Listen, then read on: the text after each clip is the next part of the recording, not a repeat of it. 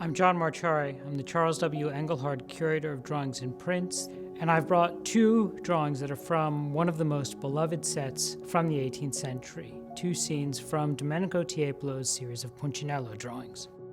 The drawings by the Tiepolo family are one of the strengths of the Morgans collection. We have over 200 by Giambattista Tiepolo and over 100 by Domenico, who made these works. Domenico Tiepolo is perhaps the first modern in Venice, and the Punchinello series is representative of that.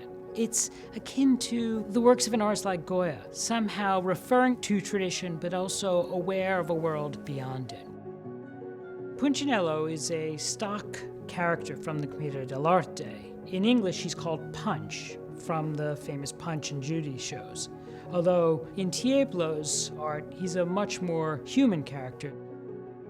We see Punchinello riding an ass here, surrounded by all of his Punchinelli, all of his henchmen, and it's a triumphal scene, it seems. But he's not holding a scepter aloft. It's actually a big fork with what turns out to be a gnocco.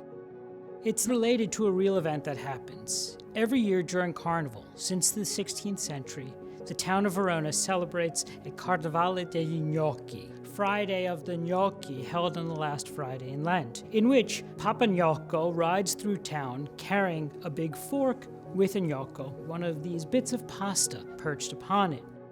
And in that give and take between what seems like a classical composition, a typical triumph scene, and then this ridiculous action of the carnival, we see the essence of the Punchinello series.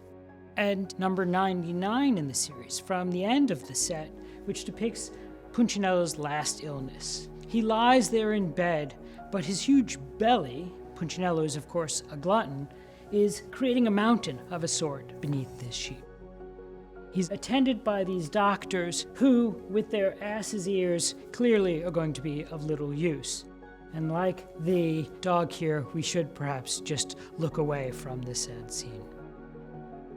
There's a self-awareness to the drawings, a sense of making fun of the history of art that's still lighthearted.